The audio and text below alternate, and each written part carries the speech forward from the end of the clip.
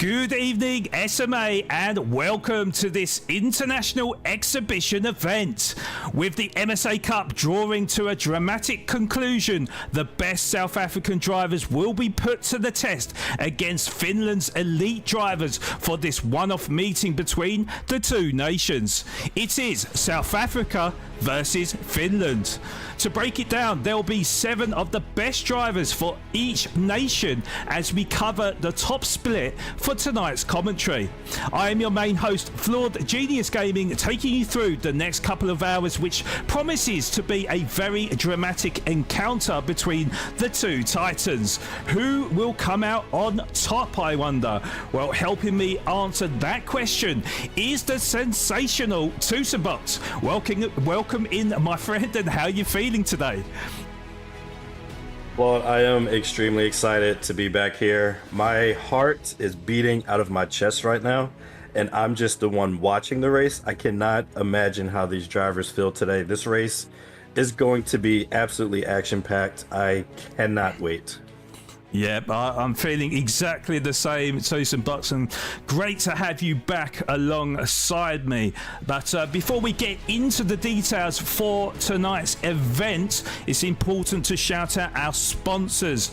So this event is sponsored by TGSC Cape Town Golf Academy, the hotbed of nurturing young potential to golfing greatness, an academy with a breadth of history for producing talent on the world stage. If you feel you have what it takes to become South Africa's next global star, TGSC is the place to be.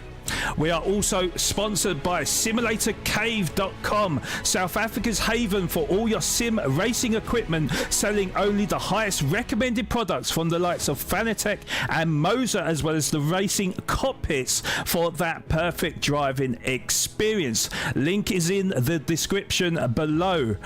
Please contact Robin Williams, our SMA GT7 promoter, for any inquiries for future SMA tournaments coming up later in the year. Email links will be in the description below and on our YouTube homepage. And we are also in collaboration with the Finnish Auto Sim Racing Team organisation for tonight's race. For their race perspective, please check out their YouTube channel by showing some support, doing it the SMA way by liking and subscribing to their channel, please. So with all that said and done, Tusenbox, please explain to us the details for tonight's race. Absolutely, Flawed. So today's race is taking place at Daytona International Speedway. This racetrack was built in 1959 by NASCAR founder William France Sr. with help from Charles Moneypenny. And this track hosts the most prestigious race of NASCAR, the Daytona 500. However, that's the oval circuit. These guys are going to be tackling the road course. This layout was last updated in 1985. It is 3.56 miles or 5.73 kilometers in length. It features 12 corners, 8 to the right and 4 to the left. And those corners in the banking area are banked up to 31 degrees. To put that in perspective, if you were to walk from the inside apron to the outer wall, you would increase your height 20.6 feet or 6.28 meters. Now, this track debuted in GT5 with a slightly different layout where it utilized the slightly longer bus stop chicane. And it appeared in GT6, and when it returned in GT7 after an absence in sport, it now uses the Le Mans chicane. This track plays host to one of 3 races that make up the Triple Crown of endurance racing, the 24 Hours of Daytona. And the 2025 running of this track was won with just a 1.3 second margin after 24 hours. This race also hosts events for the IMSA WeatherTech Sports Car Championship, Michelin Pilot Challenge, and the Champ Car Endurance Series. Now, for today's race settings, we are going to have a 5-minute quali. The race is going to have a grid start with a false start check. We have 1x 1x tire wear and 4x fuel usage. The refuel rate is 12 liters per second. They're going to run 29 laps around this track, and the soft and medium tires are required for this race, and the hards are not available. Okay, and then onto the car we're using today, Tusa. So we are using the Chevrolet Corvette C7 Group 3. Now, as Daytona is a high-speed bop track, under bop conditions, this car will have 480 horsepower, and it weighs 2,877 pounds, or 1,305 kilograms. Now, the engine in this game does not have a specific displacement as it's not displayed, but if it's based off of the road car, it'll have a 6.2 liter V8 engine. Now, this is not the licensed C7 GT3 race car. This is actually a fictional Group 3 car that is based off of the C7 chassis. This car is known for having a really good top end, but it does struggle a little bit on its tire wear. This car is going to spend a lot of time at full throttle, and with that 4x fuel wear, there's going to be a lot of fuel management going on in the race. But in this race, they will have access to downforce tuning and differential tuning, so they'll be able to tune out any of those shortcomings and hopefully just squeeze out those last few tenths, which they're going to need in this race. Yes, indeed. Yeah, very interesting combo. And then lastly, for the driver lineup for today. So representing South Africa, we have Liam Pisanello, who will be leading the South African team with Richard Flory. We have Juan de Jager, Dylan McClellan, then we've got Chaz Antonich, SJ Wolvard, and Renier Simon. And then for Finland, we have Mairo Sipala, Artu Hapsari, Iro Paraniti, Saviri Yalanki, Marcus Kononen, Jan Leinonen, sorry, Artu Roscoe. That is the lineup for the 7 Finnish drivers. Now, I have to say, we are blessed with some top drivers amongst us today. Of course, we've got some fantastic and the best 7 South African drivers amongst us, but the Finnish are a force to be reckoned with. So certainly you will have to look out for many of their drivers as well, because we have one driver that, as far as I know, is or has been part of the Gran Turismo World Series. And I know that quite a number of the drivers as well are very close to that level and do often post top 20 times in daily races and things like that. So certainly this is going to be a very interesting matchup. But we wish the best of luck to all the drivers tonight. But of course, on this very channel, we'll be flying the South Africa flag. So let's prove to the rest of the world that South Africa is a force to be reckoned with, where we will have a 5-minute qualification ahead of us, ahead of this 29 lap race here at the famous American Speedway Daytona in its road course iteration. So we'll be back in a few moments time.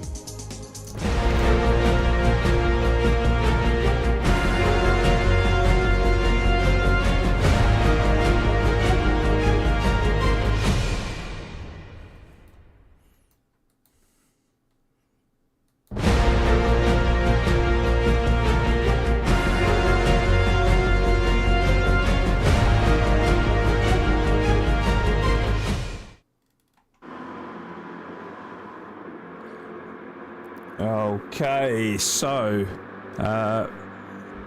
hopefully we've got that. Yes, we have. Right, okay.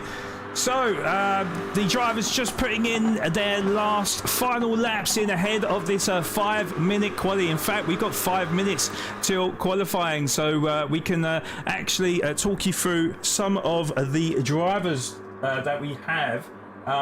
And something I have just noticed, Chaz not using the South African livery. In fact, is there a bit of a glitch here? Yeah, I don't know. I see some drivers do have the liveries, but I don't know. It's weird.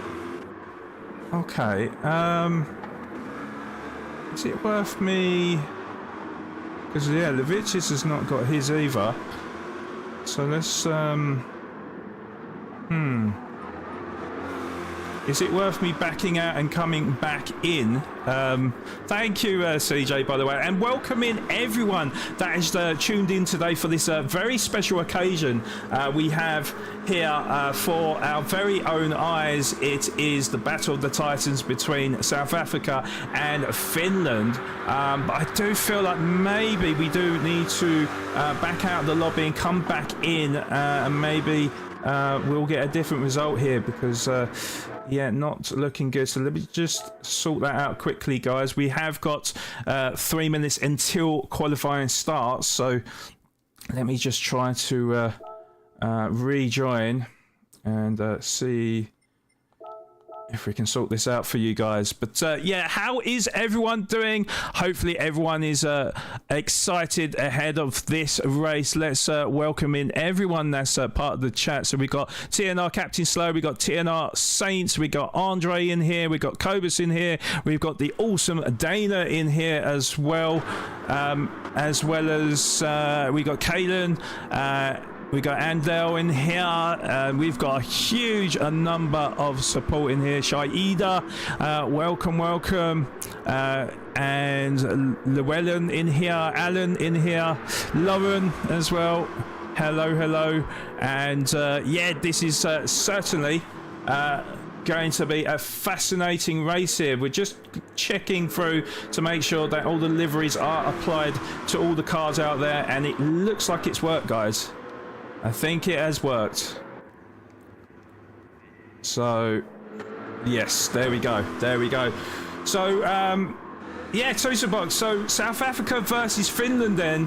Out of all these drivers here, I mean, is there any driver in particular that you're looking that you're thinking, okay, well, he's fast, you know, maybe he's a man to look out for? Honestly, I think every single one of these drivers are proper rapid. I mean, we've seen the South African drivers throughout our MSA Cup this year. We know how fast they can be. Finland, I'm not familiar with many of their drivers. I do know about Shadow. He is an extremely fast controller driver, so he'll definitely be somebody to watch. But yeah, I mean, if these 7 Finland drivers, they're willing to step up to the plate against the South African drivers, then you know we know that they're going to have a lot of pace in them. Yes, indeed, indeed they will. Yeah, we are expecting this qualifying session to be fast and furious. Now, interestingly, just looking at practice, it looks like Kukis has the fastest lap time overall with a 1 minute 44.832. Now, something quite interesting in the settings for today is that the drivers are able to tinker with their downforce and differential settings. So that could make quite a difference to the cars out there. Certainly something that I'm not used to with the races being part of BOP and not being able to tinker with anything but the brake balance.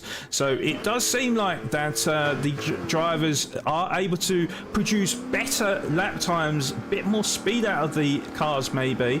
I would imagine as well that each nation will have their own particular settings applied to their cars, as all the cars just coming out the pit lane now to start this 5-minute qualification. So what that will mean is the drivers will get to do their out lap and then possibly just 2 hot laps to really try to get themselves in the best qualifying position possible. So we will try to stay on board with the drivers and try to catch every moment that they're able to produce out on track. Now, something worth mentioning as well is that bump drafting is allowed in this race. So it does mean, or I can anticipate, to be honest, Tosa Boggs, that the South African drivers will stick together with the Finnish drivers. Perhaps they will bunch up and try to help each other through qualifying and certainly in the race, I think, Tosa. Yes, on Daytona, we're going to see a lot of slipstream chains. That's the fastest way to get around the oval sections of the track. The infield section, it's not super complex, so dirty air is not going to be that much of a factor. So I think the closer these drivers stay to one another, that's going to overall increase their quality and race pace. Yeah, indeed. Well, we can see a few of the Finland drivers are bunched up. We can see Shadow in the background. Now, Martu, I do know Martu, very, very fast driver. I do believe he is the GTWS driver.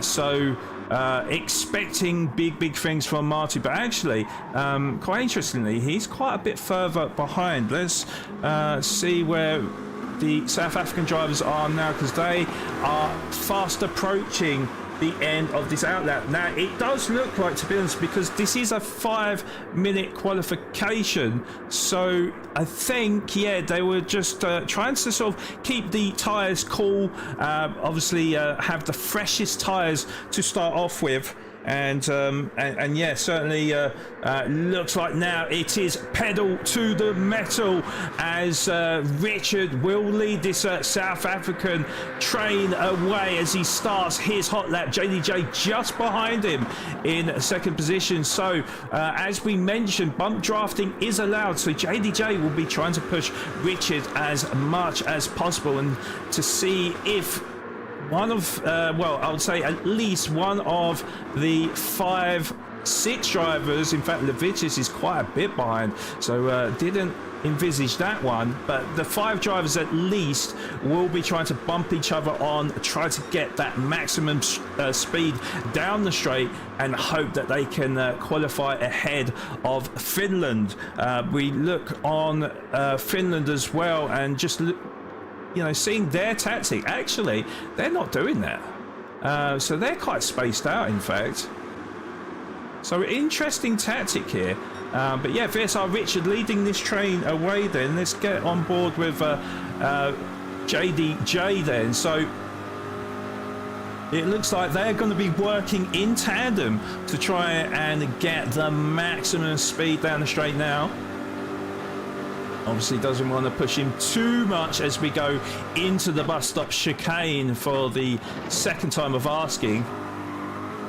And that looks as clean as you like, with VSR Wolfie just behind as well, who is a little bit of a gap between them. It looks like JDJ is going to get pulled alongside. So VSR Richard is going to be the first driver to set a quali lap, but it does look like JDJ is getting the overspeed and he's going to push Richard on. So Richard's going to come across the line now, 1.5 tenths over JDJ. Panic Potato up into pole position with a 1 minute 44.9. Levitius, though, who didn't have that slipstream, but gets onto pole position with a 1 minute 44.837.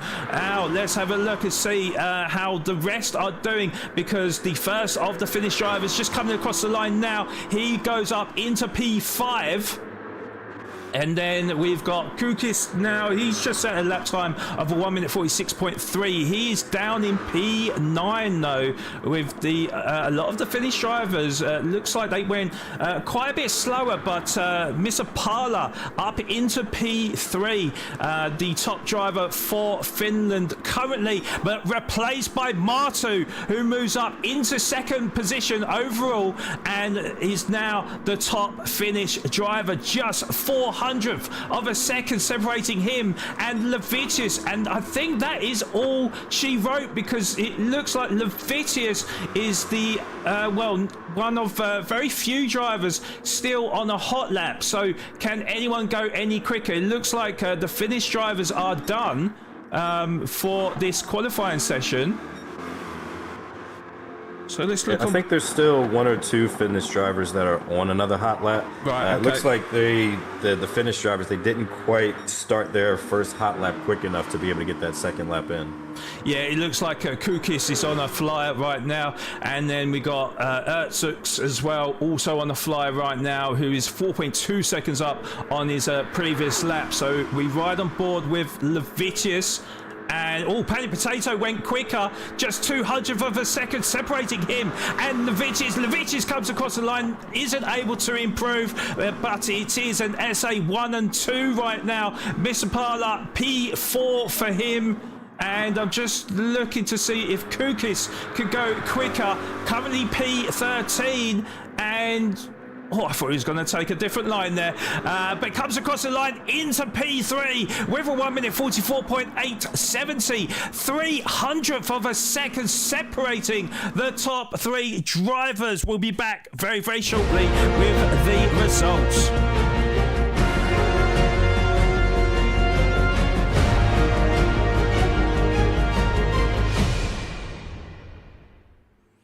Okay, so the qualifying results are as follows. So Levicius will start on pole position with his South African teammate of Panic Potato. They'll be on row 1. On row 2, it's an all-finish lockdown between Kukis and Martu for P3 and P4. P5 will be their other teammate, Misapala, starting from P5 with Gilla starting from P6. Then we've got Richards starting from P7 on row 4. He'll be joined alongside him, the Finnish driver of Ertzuks. On row 5 in P9, it will be JDJ and Chaz that'll be locked together on row 5. Row 6 will be Jaylee and The Shadow starting on row 6. On row 7, it's going to be VSR Wolfie, and starting at the back of the grid, Anatame. I didn't expect that at all, but maybe he has got a game plan up his sleeve. But what are your thoughts on that qualifying session, Tucson Box?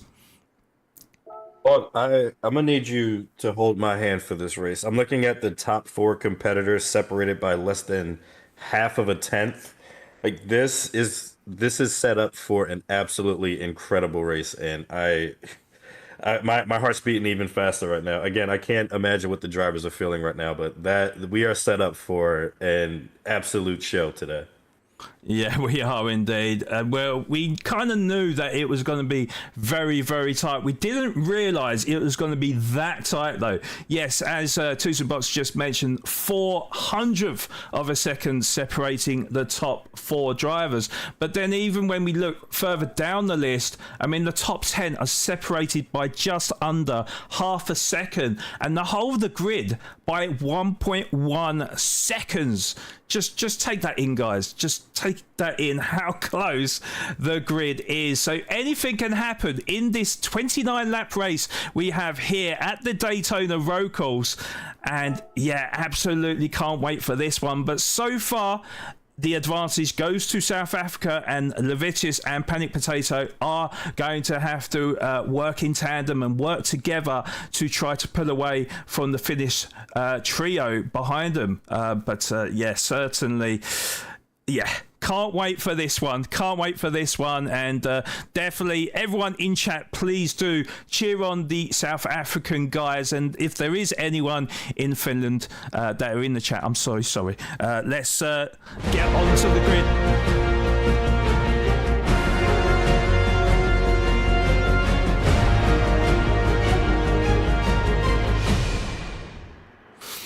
Okay, so the drivers are lined up now then in grid order as we await the 5 red lights.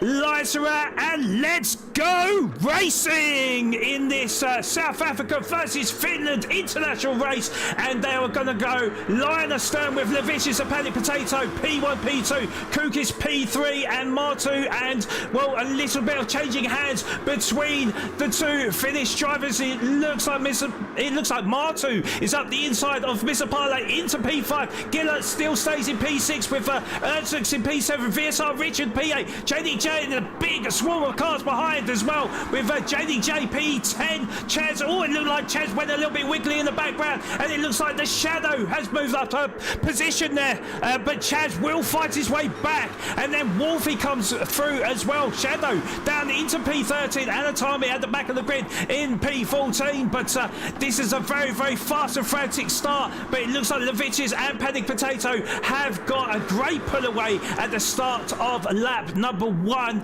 and looking to try to edge away from the Finnish drivers, but Kukis in a very good position in the P3 right now. Let's get on board with Kukis now, so Panic Potato will be trying to protect Levicius as much as possible, but just looking at the tyre situation, it does look like that most of the drivers, if not all of them, on the medium tyres right now. Gilla in a bit of a Finland sandwich, stuck in P7. It looks like Erdzux actually has made the move on Gilla to move up into 6th position. Gilla is under all types of pressure from the Finnish driver who was looking to get past him, but of course Gilla will have that slipstream of the Finnish driver in front, so should be able to stay in front for the time being, but Richard will need to try and help out his teammate, and oh, he looks like he pushes past, and it looks like he's going to push on Gilla, and Richard up into P8, and Jaylee down into P9 as he loses out to the South African teammate Richard and Gilla. So Jaylee down, oh, slight bit of contact, and around Richard goes to the back of the grid, and we're going to have to check a replay on that and see exactly what happened. But absolute carnage at the at the beginning of lap 2, Tucson. Yeah, so much happened in that race. In that first lap, we're gonna get a replay of what happened to Richard. So it looks like Jaylee was just trying to be a little bit aggressive, might have gotten a bump from JDJ. Yeah, that Constantina effect in that. Yeah, Richard spins around, can't get the car quite going the right direction. Yeah, very, very unfortunate for Team South Africa, but yeah, it's really early in the race, so lots can still happen. Yeah, we're going to quickly look on board with another replay just to confirm this, but it does look like that JDJ may have been the culprit there in the braking zone, and unfortunately, yeah, Richard could only spin round and to the back of the grid. So yeah, very, very unfortunate, it has to be said, but yeah, certainly a lot going on right now. But Levicius is leading the race by 3/10 of a second over Panic Potato, who still holds on to 2nd position. Misapala trying to keep in tandem with them in 3rd position. Now there's a little bit of a gap between Martu and Kukis. Kukis actually losing out 2 positions then, so I'm not 100% sure what happened whilst we was looking at that replay, but it looks like he's lost 2 positions then, and he'll be looking to build a relationship with Martu to try to push them further, and a big train of cars behind as well, with Erdzux in P6 and Jaylee in P7. So the 4 Finnish drivers all in a row there. Then it's JDJ up into P8, Gilla P9, Chaz P10, and then Anatami kind of stuck in this South African war, all on his own in P11. Wolfie just behind him, P12, Shadow P13, and it looks like Richard has disconnected as well, so something that I didn't even notice there. Richard has left the race here, Tucson. Yeah, might have been a little bit of frustration. I don't know if it was a rage quit or disconnect, but yeah, again, it's unfortunate. With where he was at on the track, he most likely would have been traveling at the back of the pack for the race anyway. Yeah, it's just 100% unfortunate to see. Yeah, indeed it is. So yeah, the top 3 starting to peel away, and actually Misapala actually going purple through sector 2. So he is definitely a man on the mission right now, as he looks to just hold on to that slipstream. Now it's just going to be interesting to see whether or not he is doing a little bit of fuel saving right now. Of course, with these cars as well, you don't actually fully rev out the cars here. You do a lot of short shifting, so automatically you are saving a little bit of fuel, but maybe maybe doing a little bit more short shifting just to save that little bit extra of fuel. When we look at the fuel situation, very, very close. And actually, Panic Potato getting a good run on the Vitis. He's going to hold back, but he does need to be wary of Mr. Parla, who is lurking in the background. He's certainly not going to make it easy for them as we look on board with Martu as well. 2 seconds behind with quadruple Finland train with Martu, Kukis, Udsuks and Jaylee just behind for P4, 5, 6 and 7 respectively. Then we've got JDJ just behind Jaylee in P8, looking to sweep up if any opportunity occurs. But yeah, then it is a few of the South African drivers just lurking behind, looking to try to catch up again. Then we got Shadow and Anatami at the back of the grid, but so unfortunate to see that Richard has disconnected. Hopefully it was just a disconnection and not a sign of frustration, because that will be lost points for South Africa. Yeah, Mr. Parla still on the back of them right now, and it's definitely a bit of a cat and mouse race between South Africa and Finland, that is for sure, Tucson. Yeah, he's doing really well to keep in the toe of Lev and Panic Potato. He could probably use a bit more assistance from his Finland team behind him, but he's at least putting them in a good spot so that maybe, you know, we might get a little bit of a mix-up when the pit stops start. But yeah, he's doing what he can to stay in that toe. Yes, indeed. And yeah, like I say, like, you know, don't rule out the drivers behind the top 3, because Martu, yes, he is 2.6 seconds behind, but he does have teammates behind to help out. So we've got Kukis and Erzuks that are side by side. It looks like Erzuks is going to take that 5th position away from Kukis now. So Erzuks does go a little bit wide at turn 1 though, but he's going to have the inside line for the horseshoe.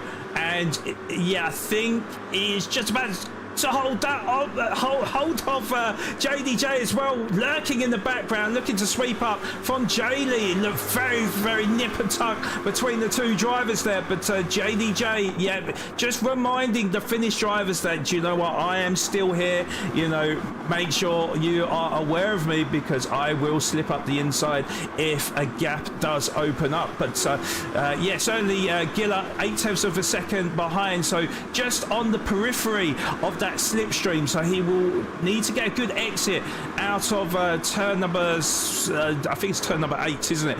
And yeah, he literally is on the periphery. In fact, I would say that he didn't get the best of exits, and JDJ is now going to have to try to stay in this fight with the Finnish drivers. But I can't really see any movers and shakers right now. It is how it was. So just a second separating the top 3 with South Africa. Oh, Paddy Potato! He's picked up a 0.5 second penalty. Now that does change everything there. So looks like he picked up a penalty on the exit of the bus stop chicane. Paddy Potato serving that penalty now. Now is Mr. Parla going to shoot past him? It does look like the case, and he moves up into second position, and now he'll be looking to hound down Levitius, who is just 0.6 of a second up the road from him, Tosa Box.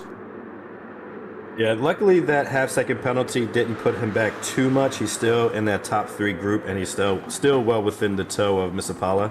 We'll see if he can make a move to get back behind Levitius, because I think that separation might allow the Finland team in P4 to P7 to maybe start clawing their way back, because Lev won't have that bump draft advantage anymore. Yeah, indeed. Yeah, this is it. I mean, obviously, like the team drivers will want to work in tandem, bump draft each other, but you could also see Finland do that to South Africa or vice versa, because of course, you know, getting that overspeed down the straight, and then maybe on the it's not really a straight, is it, but on the oval part of the circuit, you know, you could maybe see him bump draft Levitius once and then get the overspeed once he gets into the next turn. But yeah, you see, look, he just holds off before he got into the bus stop chicane. So he's just looking to get the best exit out of the chicane, which he does. And Levitis is going to be under serious amounts of pressure because the gap is just under 0.4 of a second. So Levitis will be aware of this.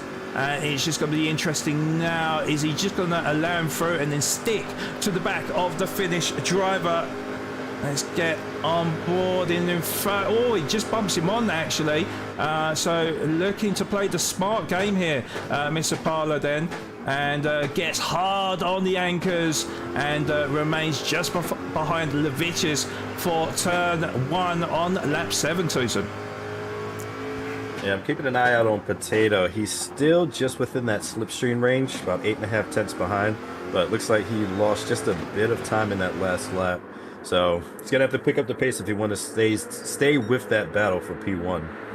Yeah, indeed. And then just looking at the gaps between the drivers as well, so between Panic Potato and Martu for P3 and P4, so the gap is 2.3 seconds, so it is pretty steady between P3 and P4 at the moment. Nothing really changing between the drivers now. Looking at the lap delta, it's looking like at the moment a lot of the drivers putting in 1 minute 46. Mr. Parla though on his last lap hitting a 1 minute 45.4, so he is the fastest man on the circuit right now and really applying that pressure to Levitis. But again, is he just saving a little bit of fuel here? Because when you look at the delta, particularly with the fuel, you can see that Levitis does have a little bit less fuel than Mr. Parla, so this could be a very, very smart game here from the Finnish driver. But there is an extending gap actually to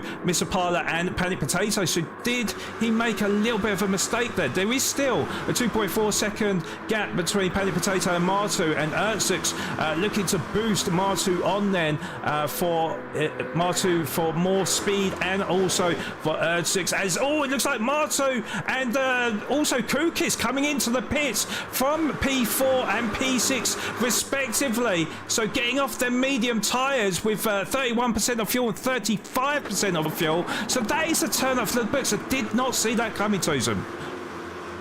Yeah, they might be going for an undercut.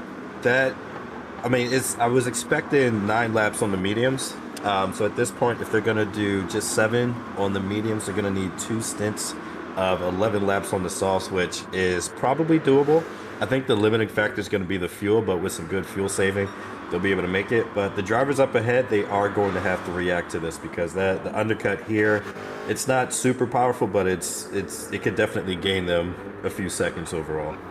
Right, well, Martu and Kukis then looks like they're playing a very similar strategy then, both opting to go onto the soft tyres now. We're on lap 8 of 29. So now I was provided some statistics in terms of strategy, but it just seems like they're going to try and eke out a little bit more on them soft tyres, and maybe there could be a little bit of fuel saving going on between the two drivers as well. Kukis will want to get into that slipstream range, currently a second, and Atami right at the back of the grid though, 6.7 seconds adrift of them. He has already made his pit stop, so he's on the soft tyres right now. So getting back to the top of the grid then, and we've got Levitis and Mr. Parla still neck and neck right now. The gap is down to 1/10 of a second, and in fact, look, you could see there actually Mr. Parla did boost Levitis on there, so it looks like Mr. Parla is going to work with Levitis for the time being. As he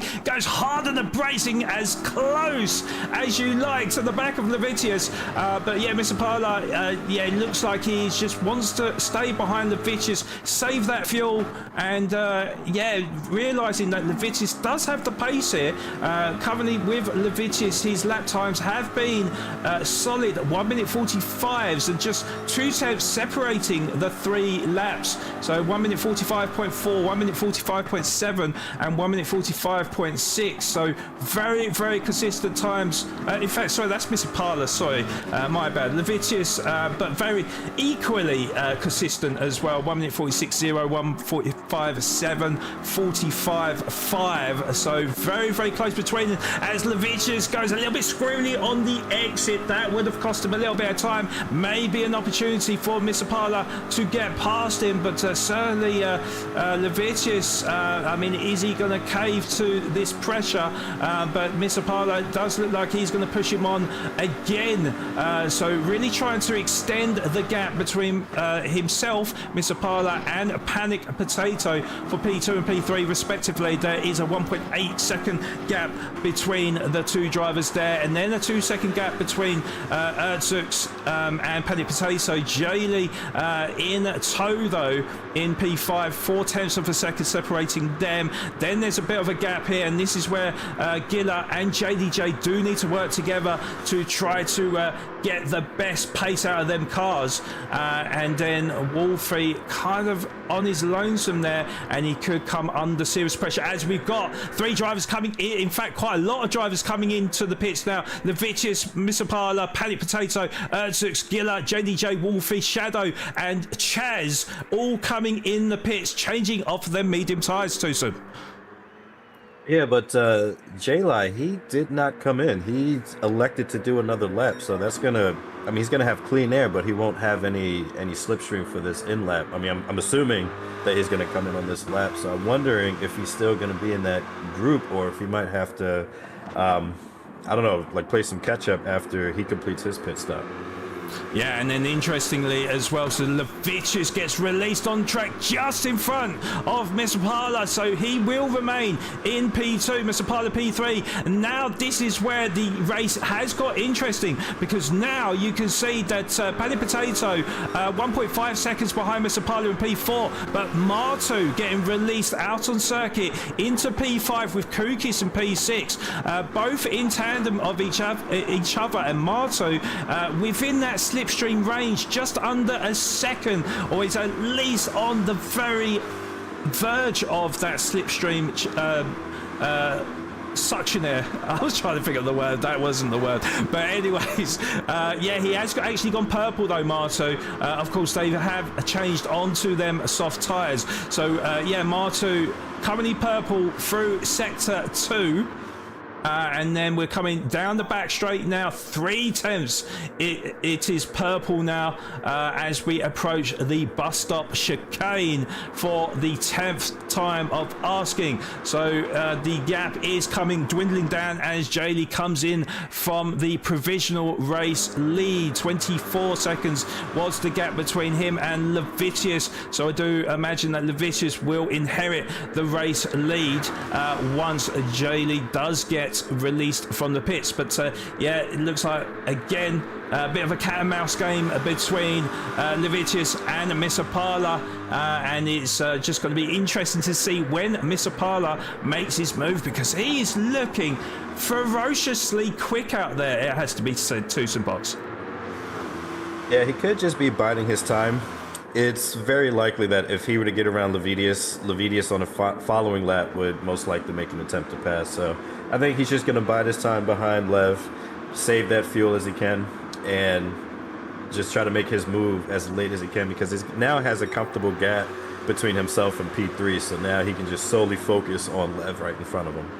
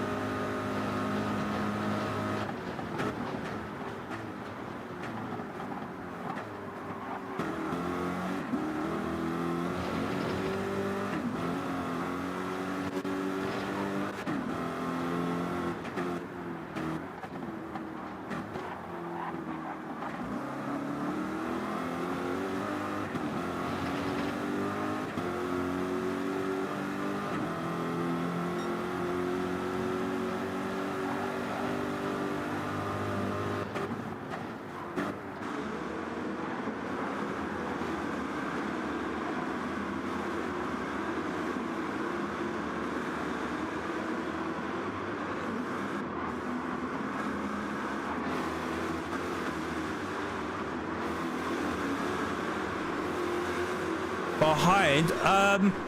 Oh, what happened there? Okay, can you hear me, guys? Yeah, there we go. Ah, okay. I don't know what happened there. For some reason, my mic decided to mute by itself there. So a slight technical glitch there. Yeah, no, it went very quiet for me. But never mind. I digress. So yeah, just mentioning that Panic Potato then with a slender gap to Martu from P3, P4, and then Kukis. Look at him now. He's all over the back bumper of his countryman Martu for P4 and P5 respectively. So they're going to be working in tandem. Now, are they going to push on Panic Potato, or are they going to try and slingshot their way past the South African to take P3 and maybe even P4, try to demote Panic Potato down into P5, Tucson? If I were in Matu's shoes, I would definitely try to make the overtake. You know, they caught up with Panic Potato. If they can work together to get around them quickly, they can maybe start trying to make inroads on that gap to P1 and P2. Yeah, could well be. I mean, the gaps are very, very tight, it has to be said. I mean, we're on lap number 13. There is only a 4-second gap between the top 5 drivers. So as close as you like, and it really just depends on the strategy that they're using now. Panic Potato actually has got a little bit more fuel than the Finnish drivers just behind. So is that going to be to his advantage? You know, maybe try the undercut in the pit lane. But again, it's a very hard one to call right now, and you know, certainly something that we haven't really incorporated really to some, and something that I probably don't understand as much as some drivers. But of course, they can tune the cars slightly, changing the differential, changing the suspension settings. So depending on how much downforce that they've got applied to the cars would tell us like how much speed they have down the straight, or how much cornering ability that car has. So right now it's very, very difficult one to call, but certainly the gap has stayed the same between Panic Potato and Martu. Maybe Martu just realising, do you know what, maybe we just save a little bit of fuel here. Now it is going to be interesting though, in terms, because you know, certainly they're not going to have enough fuel, right? So they're going to have to go in for another stop. I'm pretty sure of that, unless I'm wrong, and maybe anyone in the chat can confirm this with us.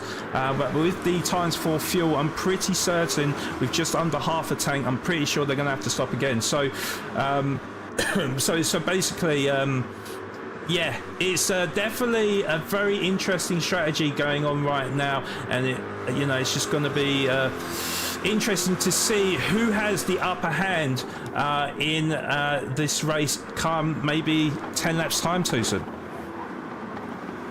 Yeah, I think one thing to keep in mind with the pit stop is that these soft tires, they will last for 2 stints. So we're going to get some drivers, I think most drivers are going to elect to stay on the same set of soft tires to save a bit of time in the pits. But I won't be surprised if we see a driver maybe change those tires to get slightly better rubber for the end of the race and maybe try to make some extra positions. Another thing to keep in mind is that the fuel refill rate is at 12 liters per second, which is rather fast. So fuel saving doesn't matter too much here. I mean, of course, you do want to save it to make your stints last as long as possible, but you don't want to fuel save for too much because you're not going to lose that much time refueling in the pits. Yeah, that's very true. That is very true, yeah. So normally, I think the refuel rate is around times 10, I do believe, when it's like the GTWS races. So times 12, very, very fast, I have to say. Yeah, they won't be spending too much time refueling the car.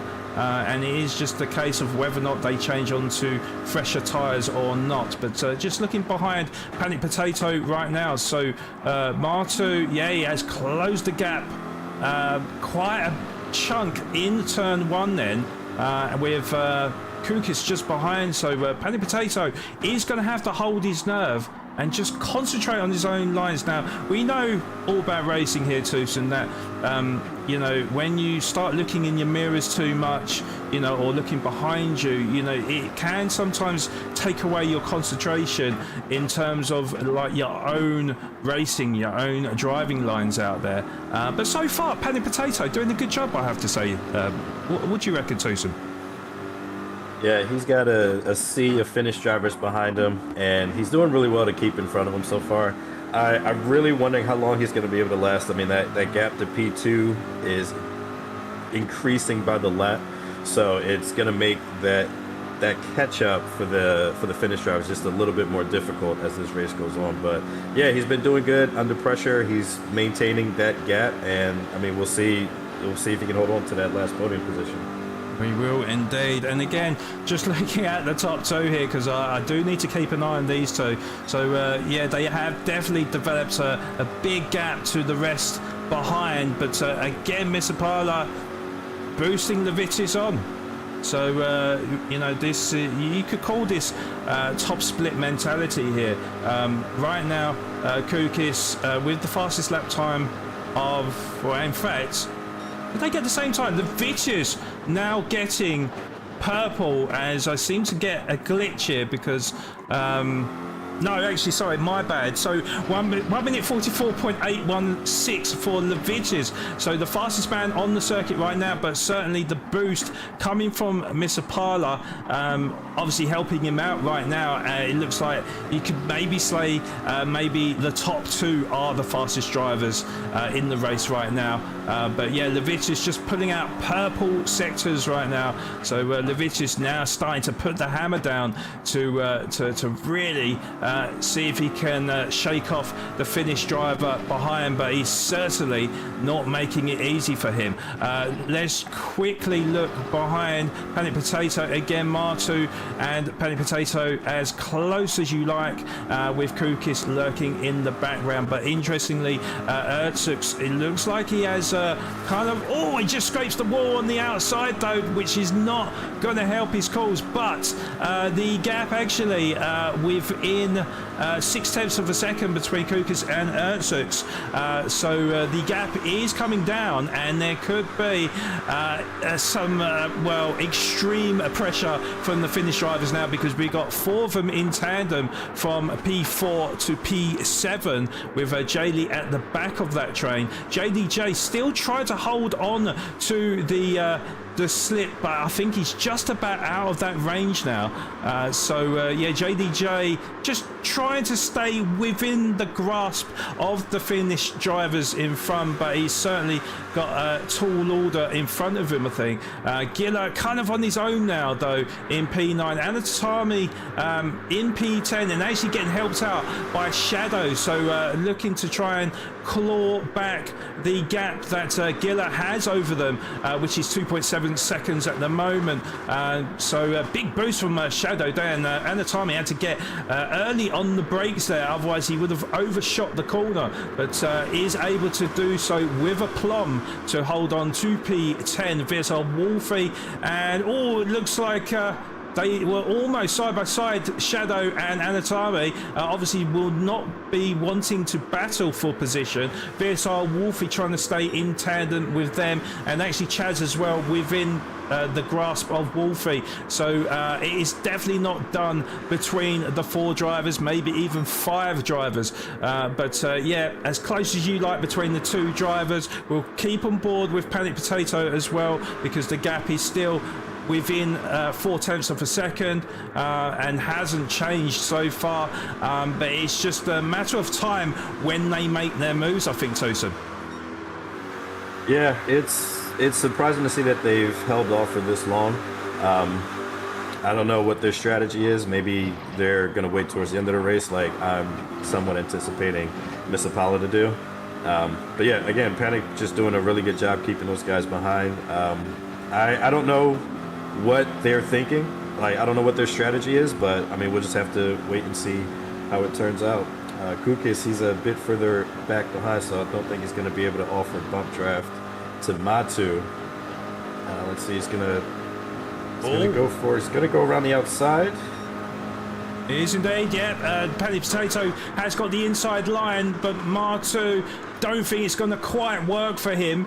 And perfect on the brakes from the Minister of Defence, guys, yeah, Paddy Potato. Yeah, able to hold off Martu for the time being for third position. But yes, certainly, yeah, he is coming under increasing pressure from the four Finnish drivers, and it's just, I mean, you could see a change of like roles reverse here between the Finnish drivers, because you know it's not about personal glory here. It's all about working as a team and try to allow as many Finnish drivers to finish as high as possible. So you could see that Kukis makes a move, and Martu maybe takes the mantle, maybe thinks about, do you know what, maybe I can challenge Paddy Potato, maybe I can pull you along and get us Finnish drivers further up the grid. Tosun. Yeah, I'm watching Panic Potato. He seems to have really good exits going back into the oval section, which is making it really difficult for the Finnish drivers to be close enough to make an attack. Let's see how they do coming out of bus stop. Yeah, it's just like Potato has just enough of a gap just to make it difficult for them. Yeah. They might be able to maybe get one car in front on this run. Matu's going to get a really good bump draft from Ertux. Yeah, well, actually, Ertux actually made the pass on Kukis. So actually, maybe they heard me. Oh, someone's coming to the pits. That is Martu, and that is Kukis coming in from P4 and P6 respectively, with very little fuel then, and yeah, will they change their tyres, or will they just go for refueling there? But yeah, they did change over positions there, and as Ertux then thought, okay, maybe it's my turn to push now. Obviously, yeah, you could see with the fuel gauge that most, if not all, the drivers will be pitting very shortly, because Ertux, with the flashing red light, able to get one more lap's worth of fuel in, as we look on Paddy Potato as well. So very similar fuel. So yeah, I think most of the drivers, if not all the drivers, are going to be coming in very imminently. But yeah, as close as you like between the top two drivers, it does look the case that it is going to be between Levicius and Misapala for the race victory, which is great to see. You know, in the spirit of this South Africa versus Finland race, we're certainly going to see that in the last 10 laps. As Misapala looks to go up the inside, and Misapala does take his opportunity there to move up into the race lead, and timing his overtake to perfection on Levicius. Let's have a quick look at the replay of that manoeuvre. As we were approaching the bus stop chicane, so got a really good run on Levicius, then pulled to the side and thought, do you know what, I'm going to go for this move, and as I said, timed his braking to absolute perfection. Levicius allowing him through, and Levicius maybe thinking, do you know what, we need to stay to the back of him now, and keep the pressure up as all of them do come into the pitch. Jay Lee has decided to go one lap further to inherit the provisional race lead with Giller as well. Giller with very little fuel here, so it looks like Giller will be saving a bit of fuel on this final lap for him on this stint. But yeah, certainly quite a number of the drivers in the pits right now. Looks like it is going to be a full tank for many. In fact, Levicius, interestingly, didn't put the 100% fuel in, actually saved a few litres there by coming out in front of Misapala, but it does mean that Levicius will need to save a bit of fuel here. Misapala, he will know that he can push to the very end, I think, here, Tucson. Yeah, it's an interesting strategy. I think Lev had to do that in order to regain the lead. I think he prefers to be in the front. Yeah, that move by Misapala, it was absolutely amazing. I think he got Lev used to bump drafting, and I think he just caught Lev by surprise, because, you know, Lev, he'll drive defensively if he needs to, but I think Misapala just caught him by surprise. It was an incredible move going into the Le Mans chicane. Yeah, indeed it was. Indeed it was. So, yeah, certainly we may see a blockbuster finish to the end of this race, because certainly it's one you cannot call between the drivers. Lee, though, 16 seconds is the lead. In fact, Giller, where's Giller? Oh, is he out of fuel? Giller, I think he's still got a drop of fuel by what I can see, although he is going slow, so you could be right there. Let's have a look on the replay, see if something did happen to Giller. It does look like he has run out of fuel, but on my graphic, it is saying... Oh, look, he's going half throttle. He's massively fuel saving. I don't know if he meant to pit last lap, but that he was pretty much empty for this entire lap, so he had to do some intense, insane fuel saving just to make it back to the pits.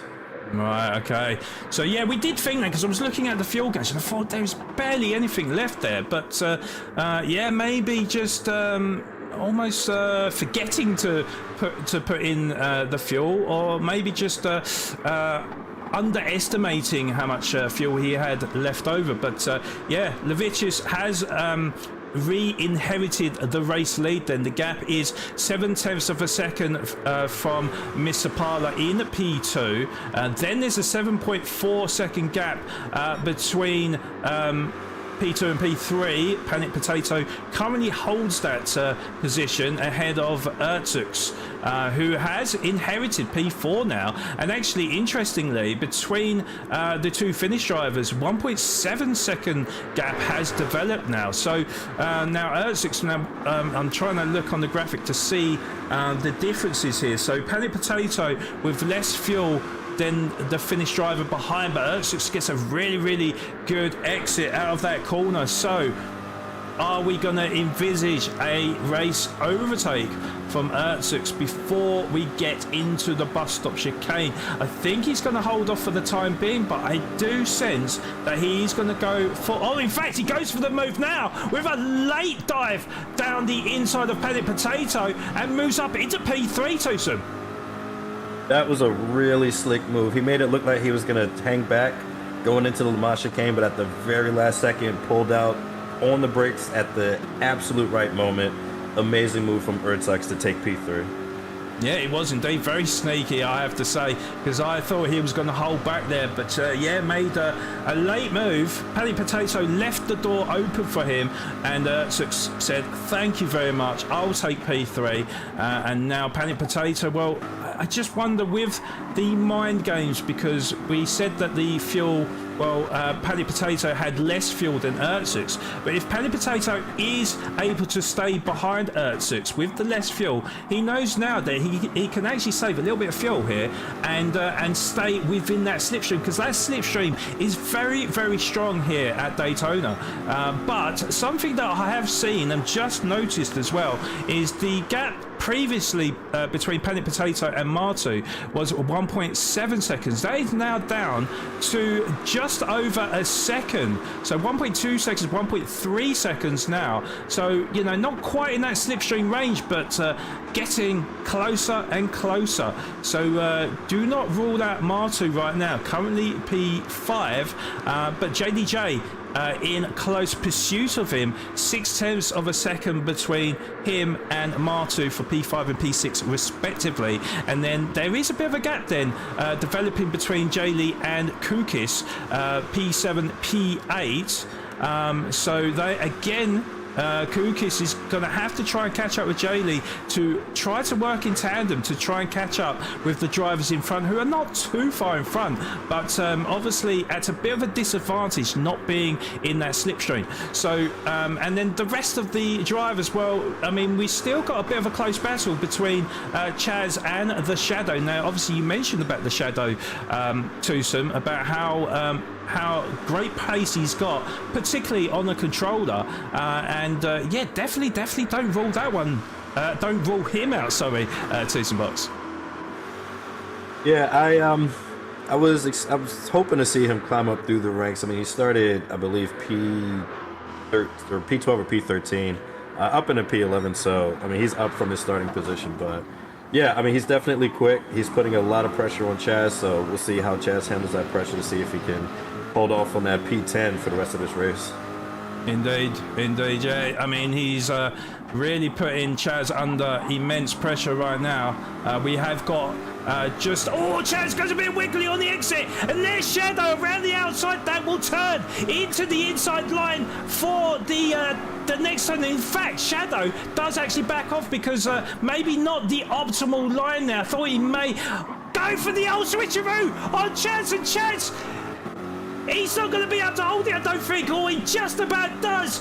But Chaz, can he get later on the brakes? Yes, he can. And Chaz goes up the inside onto the oval section. They are still side by side, and a little bit of a clang onto the wall from Shadow, and he loses out to Chaz for Chaz to move back up into P10 Tucson box. Yeah, it was amazing racing by both drivers, keeping it clean. Great switchback from both drivers. Oh, we're going to get another move. Shadow going to the inside for Le Mans chicane. It looks like Chad's going to back off for the time being. Maybe try to have another attack going into T1. Oh, he didn't get the best exit, unfortunately, Chaz, as he loses ground to the Shadow. But fantastic move and fantastic racing between the pair of them. Let's have a look, see if I did catch that or not, because that was quite a long sequence there. As they exited the road course section, they were side by side, but Shadow unfortunately just scraped the wall on the outside, and then Chaz was able to sweep up to move back up into P10. But then, of course, Shadow had the slipstream, took a little bit of that slipstream, and then with, you could say, the old switcheroo again up the inside of Chaz to move back up into 10th position. And still remains in 10th position. Let's have a look on board with the top two drivers, because they are still as close as you like. Now, Mr. Parla, 3.5 tenths is the gap between him and Levitis on lap 24 of 29. Now, Mr. Parla, with the fuel situation, just over half a tank of fuel. Levitis got a little bit less. Now, as commentators, we can't really tell how much fuel that is really. All we can say is maybe advantage to Mr. Parla right now in second position, because not only has he got the slipstream, but he's also got more fuel that he's able to push that a little bit more as well. So currently still the gap is, in fact, is 6 tenths of a second now, so just losing out by a few tenths on the exit of the bus stop chicane. Then we've got Paddy Potato P3, and in fact the gap has widened to 1.2 seconds to Ertzux in P4. So actually now coming under serious pressure from JDJ in P5, because the gap between them is 3 tenths of a second, and getting lower and lower by the second. So let's have a look on board with JDJ then. Currently P5 as we come across the checkered line to start lap number 25. Swings to the inside. Oh, is he going to get later on the brakes? Not quite. Ertzux does defend for his life there to hold on to 4th position, but they are certainly getting closer and closer. JDJ knows he's got the upper hand here, where, you know, one mistake from Ertzux and surely JDJ can steal that 4th position away from him. But both of them getting good exits out of the turn, and Ertzux able to hold on to a 2.5 of a tenth of a second gap lead, sorry about that, to hold on to P4 at the moment. But Martu currently P6 at the moment. He has actually closed that gap to JDJ, so where a little bit of squabbling maybe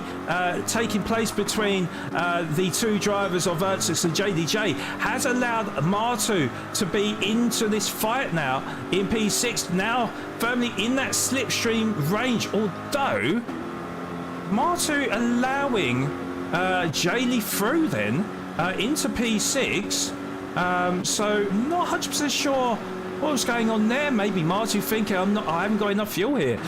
Very strange, because he was closing that gap, and by allowing Jaylee through, I don't know if they're quite in that slipstream range here now, Tucson. Yeah, it's an interesting choice. You know, we're not in the heads of the drivers. You know, they've been doing their practice. They've got their strategy set. So, you know, maybe this is something that they planned on doing. I'm not really sure. The one thing I am curious about is Ertzux did have the pass on Potato at one point. So I wonder if something happened for him to drop from, you know, being ahead of Potato to almost outside of slipstream range at this point. Yeah, quite interesting, to be honest. Yeah, it's as I said, like it's all mind games at the moment. It's all down to their race strategies, and obviously as commentators we can't really call what's going on because we don't know the precise amount of fuel that these drivers have one, put on board, and two, what that equates to in the laps remaining. So Ertz, yes, certainly looking like a man on the mission right now. Currently the gap is about 0.6 of a second, so Paddy Potato doing really well holding on to that third position.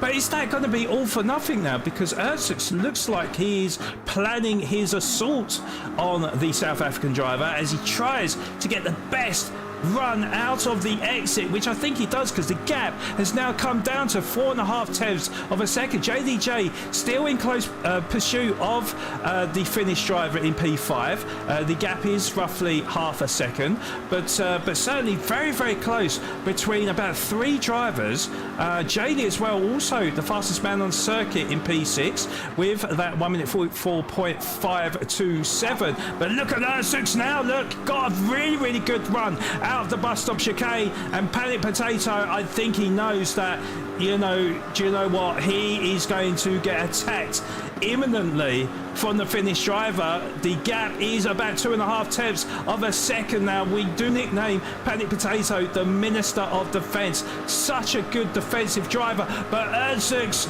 will have the overspeed. He's going to have to try it around the outside, and is he going to be able to hold him off? Panic Potato later at the brakes. Ertz with the old switcheroo, but he's not able to take the inside line and has to settle back into P4. But JDJ now sniffing the rear exhaust of Ertz in P5. They are as close as you like. In fact, the 4 drivers as close as you like. You're talking a second separating the 4 drivers, and then Kukis is going to be put into the mixer as well in the P7. So we have got a fantastic opening, and definitely the last step on the podium is not done here as Ertz tries around the outside. JDJ up the inside to move up into P4, but he goes wide and onto the grass and reset as well. And we're going to have a look on the replay on that because I didn't quite see what happened there, but they were so close. Let's look on board with JDJ right now and see exactly what happened. Was it a push from Jaylee? I'm not 100% sure what happened there. Oh, he just went a little bit sideways, and a little bit of contact between him and Paranitti as well, and that sent JDJ roundless. I may have to have a look at that again because that was still very difficult to see what happened, but certainly still very close between the 4 drivers. Ertz down into P5, Jaylee up into P4. He'll be the next person to try to target Panic Potato on the oval section. Also, Mr. Parla pushing Levitius on as well in P2. So it's only 1/10 of a second gap between the top 2 drivers as we start the penultimate lap of this race. But yeah, certainly 2 battles going on, and we may just about get enough time to have a look and see exactly what happened there. So let's get on board with JDJ quickly. So was just behind Ertz, then we get on board with Leinen, isn't it? I do believe Ertz went very deep into the corner. JDJ said thank you very much, let's get on the power, and then there was definitely contact between Ertz and JDJ on the exit. Not sure if Ertz could have really done anything about that as JDJ went very squirrely on the exit. But yes, certainly very close stuff. Very intense race we have in a very intense ending to this race because Jaylee is really trying to hound down Panic Potato for that 3rd position. Oh, that looked like a tiny bit of contact. I'm not sure, maybe a little bit of net coat, but Panic Potato not getting the best exit out of that corner. He is going to swing to the inside, to the outside. Jaylee is going to try and power past him. He will maybe need to get on to the back of Panic Potato to use that slipstream to maybe power past him, but maybe he may hold off. I don't know. They're going to be side by side actually, so hold that thought now as they go side by side into the bus stop chicane. Jaylee's going to have to hold it around the outside, and he takes that position with a plump to move up into P3, Tosun.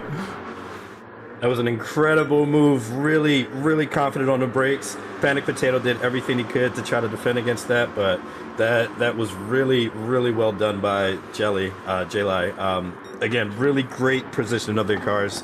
Yeah, again, there wasn't really much that Potato could have done, but he's got another lap. He could probably attack. He'll have another opportunity on the back straight, so this race is far from over. It is definitely far from over. Panic Potato looking to stick to him like a glue, but Jaley defends for his life and closes the gap of Panic Potato. I do need to have a look at the top two as well, because Levicius still holding the race lead. The gap is 3.5 tenths of a second, and the final few corners are going to be vitally important for Mr. Parler if he is going to inherit the race lead. So this definitely been the most important corner now, and it looks like he gets a good run on Levicius. The gap is still 3/10 of a second. Certainly the bus stop chicane is going to come into play here. This is going to be so intense in the final embers of this race. Can Levicius hold off Mr. Parler to grab home the race victory for South Africa as we come up to the bus stop chicane? Mr. Parler, oh, I thought he was going to go for a lunge down the inside. Can he get a good exit? I don't know if he did. The gap is still just under 4/10 of a second. It looks like Levicius is favourite to take home the checkered flag for South Africa. Can he hold on to the race lead? I think he's just about done enough here, Tucson, but as we approach the checkered line now, Levicius is going to take the race win ahead of Mr. Parler in a second position. Janey is going to get the podium, the last step on the podium position in P3 with an excellent performance from him. And look at the train of cars behind. It's Finland, and Finland. Erzic's P4, Kukic P5, Martu P6, then Panic Potato P7, and JDJ P8. And I'm so sorry that I didn't see the Finnish drivers just behind, because we had to remain on board with Levicius there as he took home the checkered flag. Anatami comes home in a 12th position. Well, what a fantastic race that was, Tucson Box, as I have lost all my voice right there. Yeah, something happened to Potato because he dropped from P4 down to P7, unfortunately. Didn't quite get to see it. But yeah, the end of that race was absolutely mind-boggling. Like, you could not call it until the very end. You couldn't indeed. Right, guys, we'll be back in a few moments' time with the race results. Don't go anywhere.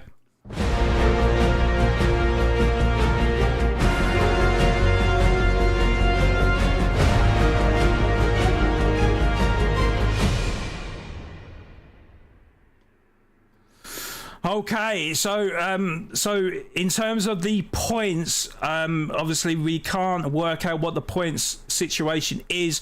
I do feel like there will be some stewards' inquiries in this race, so we're just going to call it the provisional race results in this South Africa versus Finland encounter. So Levicius was able to hold off Mr. Parler to the very death to get the race victory for South Africa, but it was an excellent performance for Mr. Parler, who grabs second position. Jaley did grab third position for Finland, with Ertz just behind Kukis in P5 and Martu in P6.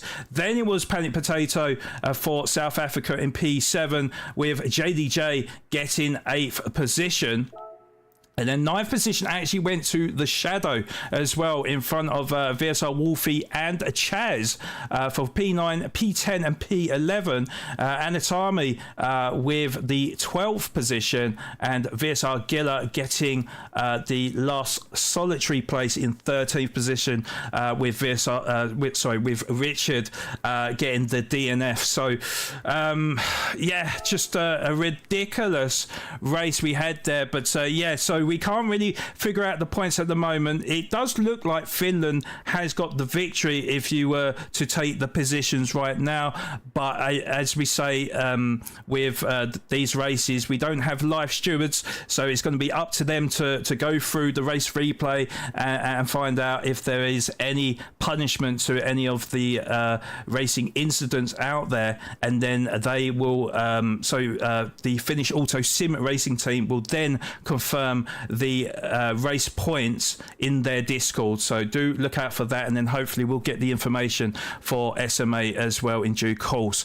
Now I'm not 100% sure what is happening right now. Normally we do the race interviews, but I do believe that maybe the race interviews of the Finnish drivers will be with the Finnish Auto Sim racing team, and then we will interview our top 3 drivers of South Africa. So that will be Levitius, Panic Potato and JDJ. So whilst we get a glass of water, we'll be back in a few moments time to interview our 3 drivers and get their thoughts of that amazing race we just enjoyed. So back in a minute.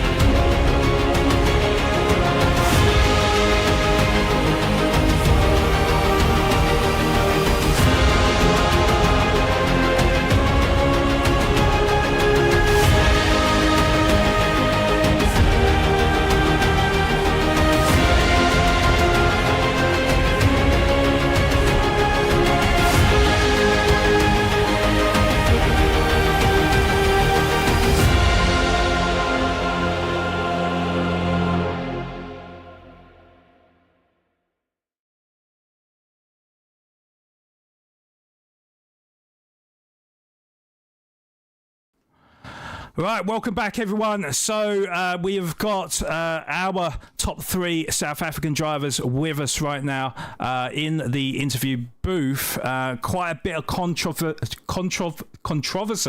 couldn't even get my word out there, controversy in the final part of the race there. So we're going to get the thoughts of our 3 South Africans, starting off with JDJ. So he's not here. Or maybe, is he not here? Oh, okay. Okay, we're going to go. We'll go to Dylan then. Dylan McLellan with his thoughts of the race, and it was looking so good for you out there, Dylan. But explain to us what happened at the end there, because I missed it, unfortunately. Sorry, was that a question for me? Yes, to you, Dylan. Yeah.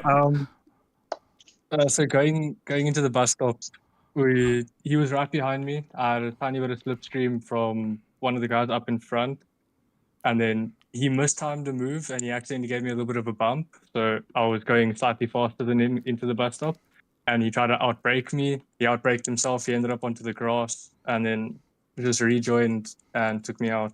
Yeah, nothing much. Well, this is what we was trying to say in the broadcast was, of course, these race results we have are provisional because obviously we was actually focusing on Levitius and Mr. Parla for the race lead. So it was only until I scrolled backwards and then I noticed there was a big train of Finnish drivers who finished from P3 to P7.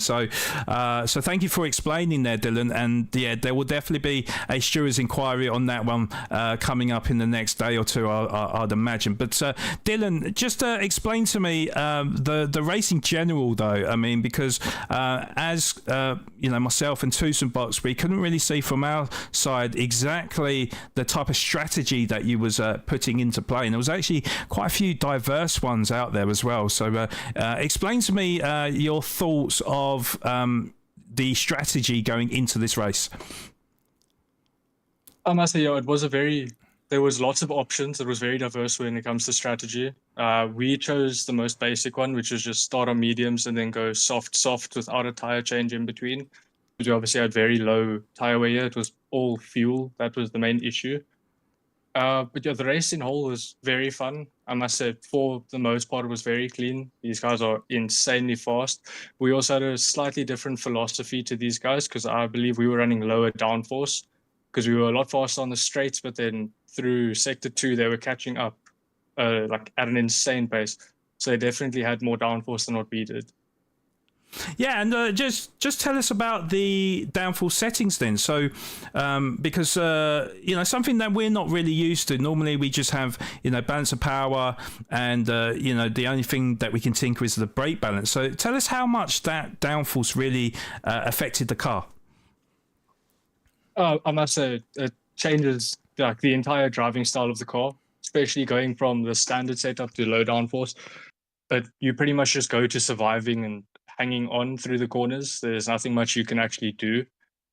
Brakes do feel slightly awful when you take the downforce off, but for us it was worth it in the straight line speed because this track is majorly just straights.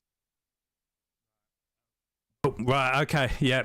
No, I mean, you could see that the difference in the tyre wear between the drivers, the fuel usage, and obviously the top speed as well. It looked like, as I said, like with your race, you was in P3 for the vast majority of the time, and it looked like, you know, hopefully you was going to hold on to that, but obviously, you know, a few racing incidents that will be discussed in the background following this broadcast. So unlucky there, Dylan, but a great performance from you, and certainly did South Africa very, very proud. So well done to you, Dylan.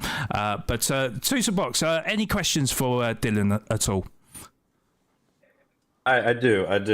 Dylan, first of all, congratulations. I mean, the race didn't end up the way you wanted it to, but that defense that you put on for almost 3/4 of the race, it was absolutely impressive to see. What was going through your mind seeing that sea of Finland drivers behind you? Like, how did you manage your race at that point? Firstly, just a massive thank you, because I really appreciate that. And yeah, no, it was very stressful after I took that penalty quite early on, and then I fell behind Stipala and Liv. It was pretty much just hanging on because I didn't have any slipstream. And then once they got up behind me, I was very nervous.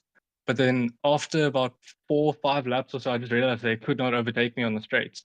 So if I just managed to hold on and not get any penalties, there wasn't really anything they could do. So it became quite easy for me later on. But then obviously towards about lap 22, 23, there were 3 of them working together. And then they were just able to catch up using bump drafting, which I mean is fair. It's like that's part of the rule set that we chose, but nothing against that. But yeah, they were bump drafting each other and they managed to catch up like that. And when all 3 of them were on me, 2 of them were attacking into the braking zones. I couldn't really do too much to defend that. Now, we did see, I can't remember what lap it was, but it was towards the end of the race where we saw Ertzaks overtaking you. I think it was going into the bus stop. But we saw that you got back in front of him. Was it that the lower downforce in the oval sections that got you back around? Like we weren't able to see how you got back up into P3. Yeah, so it was definitely the lower downforce. I was able to catch back up to him on the main straight, and then going into T1, he squeezed me a tiny bit, and I don't know what happened, but he went wide after that. He did end up off the track, but then he rejoined right behind me, and then I was pretty much able to just hold on again until Jay Lennon, I don't know how to pronounce his name, I do apologize, until he came up to me and he had pressed off and he just walked right past me. Well, Dylan, you definitely earned the title of Minister of Defense today. Again, amazing drive. Wish it could have ended up a little bit better for you, but you definitely scored some points with everybody for South Africa today. Thank you, much appreciated. Yeah, thank you, Dylan. Again, massive appreciation for you, the job that you did out there. You definitely flew the South African flag. Very proud, I'd say, and I'm sure everyone in chat will agree with me with that one. Yeah, I mean, Dylan, of course, you know, you can now officially have a nice break ahead of SMA Season 2 in the coming months. So, yeah, congratulations on a fantastic performance from you, and hope to speak to you soon. Thank you. Thank you to yourself and to Zimbox. I'm sure the broadcast was amazing. I'm going to go watch that back now when I climb into bed, but see you guys soon. Yeah, see you soon. Take care of yourself, Dylan. Cheers. Thank you. And have we got JDJ in chat, or is he? He's here. He's there. There we go, JDJ, the man of the moment. So JDJ, I mean, talk us through your race. I mean, I think you got P8 in the end, off the top of my head. But you know, you was definitely in the thick of it today. But explain to us, you know, how your race went. Yeah, I had a bit of bad qualifying. Just didn't come to me as I was hoping it would. So I started in, I think it was P9. Decent start. I think I lost one position, but that was with a bit of chaos that was going on in front of us. And from there, I knew I had to manage it, because passing them is quite difficult, especially when there's like a slip train. And I think at a stage they were about 1.3 seconds in front of me, putting me out of the slip. So I was just, the gap was just being maintained. It was never, I wasn't closing, they weren't extending it, but that's like the most frustrating part to be in, because you can't gain to make to possibly make a move and move up into positions. So I tried to feel safe a bit, but at the end it was, I'm guessing everyone was doing the same thing. So we came into the pit, same fuel. I know two of the other Finnish drivers, they had a different strat, so I gained 2 positions like that. And I felt quite decent on weird soft tires, so I was starting to catch the drivers in front of me. And as soon, I also saw Panic Potato battling a bit there in front, so that gained me a bit of positions. We were communicating on the chat and with the battling and stuff, so I did end up gaining a bit, and I went for a move, and unfortunately it was a horsepower shootout, so I tried to get on the gas a bit earlier to pass for P4, and unfortunately I think I didn't leave enough space on the outside, and we had contact, and that unfortunately caused me to spin. Yeah, but overall P8, but overall decent race. Sad about the P8, but at least we were in it for the podium. Yeah, no, you did an absolutely fantastic job. I mean, was keeping a close eye on you, and yeah, you was a little bit unfortunate in the race because you had a big train of Finnish drivers in front of you that were obviously trying to work in tandem, you know, using that slipstream, and I could tell, you know, you was just on the fringes of that slipstream, maybe just kind of out of it, but so close to it, if that makes sense. And you know, I could almost like feel your frustration that you just wasn't able to sort of get amongst that pack until very late on. So but I mean, are you obviously you said that, you know, qualifying maybe not the best from you, but do you feel like that was kind of the maximum you could do from that position going into the race? Yeah, I would definitely say that. So if I possibly could have ended up closer to Panic Potato or Leviticus, or just at least like in the top 5, it could have possibly been me and Panic Potato working together trying to break the slip, because like Panic Potato said, they were running on like higher downforce settings while we had lower. So we were gaining on the straights where they were gaining in the corners. But as soon as you can break that slip, then if you're 2 people working together, you'll be able to break away. For example, Leviticus and Sipala. So if you've just got someone working with you instead of against you or going for overtakes and stuff like that, you can actually extend the gap. So from P9, if it wasn't for the spin and possibly a P4, yes, I would say that was. I feel like that would have been the maximum I could have produced being in that situation. So yeah, if I didn't spin, of course, it would have been a better time for me. But yeah, I would say that's the most I could have brought out of it. Yeah, it was a little bit messy there because obviously when you came out of the hairpin, I could see that you sort of tried to take the opportunity by going down the inside of I think it was it Herzog's? Was it? I think, and basically, yeah, you I guess the eagerness of trying to get on the power.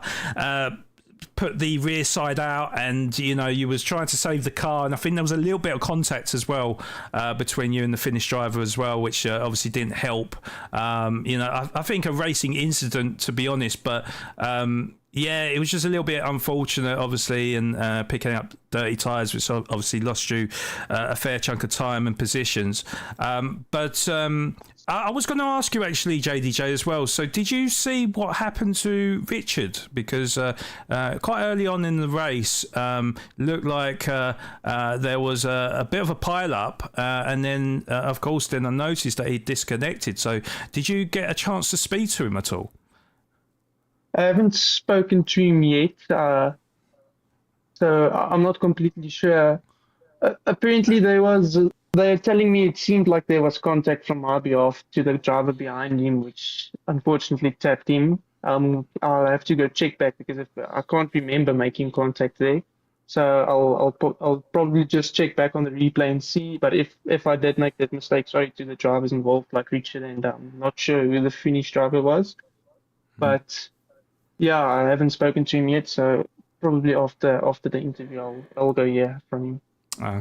Okay, fair enough. Yeah, very, very unfortunate. I think it was just a chain of events where, the sort of pinball physics of GT7 with, maybe a little bit of netcode as well, probably didn't help. And yeah, unfortunately, Richard was the one to lose out there. But yeah, fantastic performance from you, though, JDJ. I was going to call you by your real name, but I feel like it's almost a disservice. I don't know. But because I was going to go Juan, but I don't know if that's the right way of me saying that. So I've always known you as JDJ. But fantastic performance from you, nevertheless. And again, you did South Africa proud. Tusum, any questions for JDJ at all? Ooh, I don't know. I think you mostly covered everything already, Flawed. I do just want to say, JDJ, incredible drive. That spin was unfortunate, but I mean, the one thing we can appreciate is that you never gave up. You kept it moving. Yeah, again, really good drive. Like Flawed said, you did South Africa really proud today. Yes, thank you very much. Yeah, so make sure. I mean, look, the results could change because obviously we don't have live stewarding. We'll have a look and see on some of the incidents and see where we end up in a couple of days' time. But yeah, you have definitely earned your break between seasons and that. So hopefully we get to see you in SMA Season 2 in about a month's time or so. Yeah, we'll see you guys definitely there. Thank you for the commentating. I'm gonna watch the stream afterwards, and well done to Levitius. For me, a P1, even if it's maybe not the overall result, but getting a P1 in the race means your country won. Yeah, absolutely fabulous from Levitius, who we're going to come on to now. But thank you, JDJ, and look forward to seeing you in about a month's time. 100%. Have a nice one. Thank you, mate. Thank you. And Levitius, if you're there, congratulations on the race victory for South Africa. I mean, how are you feeling after that? I mean, that was so intense. Well, the entire race, Sipala was just basically biding his time, except for the lap before the second pit stop. He did go for a loop in the bus stop, but due to my fuel saving, I came up of the pits ahead of him. I was so shocked because I was assuming he would refuel the car to max. So when I came out of the pits ahead, I was like, this is amazing. But he still had a lot more traction than me throughout the race. Turn 1, turn 3, turn 5, turn 7. He had more traction than me the entire time. I didn't know how he was getting it done. But he basically just kept behind me the entire time. And then I just had to nail the bus stop every lap almost to stay ahead of him. But he was working with me the whole time. So really intense. Yeah, that was it looked probably a bit boring from the outside, but I promise you I was trying to not make a mistake there. I'm just really happy that I didn't get a penalty, because that would have been really upsetting if I messed up my race due to a track limits pin. Yeah. Yeah, I mean, it was certainly a race where it looked like you two had the equal of each other, really, and it was more about kind of when you actually make your move compared to actual overall race pace. So, I mean... I think the difference of what I could see, Levitius, was basically in the pit lane. Because, tell us about your thoughts or your kind of strategy going into the pits to make the undercut. Because, it obviously worked to a plumb for you. Well, to be honest, the strategy was very straightforward. We were always going to do 9 laps on mediums and then 20 on the softs. And I was, like I said before, I was expecting to be behind the driver, Sipala, coming out of the pits for the second pit stop. And the fact that I was ahead of him, if I was behind him, maybe it would change the dynamic, because I wasn't used to being in the slipstream the entire race. And then maybe if I was thrown into the deep end going to the bus stop, for example, I would have been maybe in trouble. But he just kept on working with me, and that's how I pulled out such a massive gap. I think it was at least 15 seconds or something. So I was very used to leading, and on the last lap, I just made sure that if I was coming out basically the infield, I was coming out of the infield, and I had a 4/10 gap going into the chicane, the last chicane. I knew that I should be saving like 90% certain, because I know I could back myself that I could do a really good last chicane, and then just I didn't weave a lot, I just changed line once in the corner just to break the slipstream a little bit. And the rest, it was just up to the racing gods. But yeah, it was amazing. Yeah, it certainly was. And as per usual, Liam, I did lose my voice towards the end, and I'm still struggling now. But yeah, no, it was a fantastic performance, and definitely you need to watch back on it, because yeah, the last lap was so well, I'd say the last 2 laps especially was so intense, and we really didn't know which way it was going to go, when each other were going to make the move, or yeah. I'm still confused now. I'm still bamboozled, to be honest, Liam. So just a huge congratulations to you, Liam, because that was a phenomenal performance from you, and you should be very, very proud of yourself. Tusum, any questions for Liam at all, please? Yeah, I do. Lev, that was...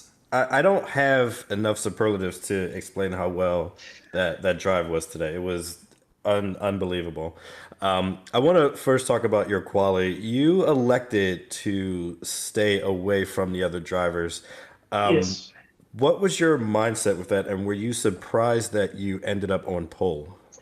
Well, I felt like it was more comfortable just to be on my own, even though theoretically it'll be a bit slower. The dirt to get through the bus stop, and the fact that you can't really see the corner as easily when you're behind someone, I just felt it was easier for me just to set the lap in clean air.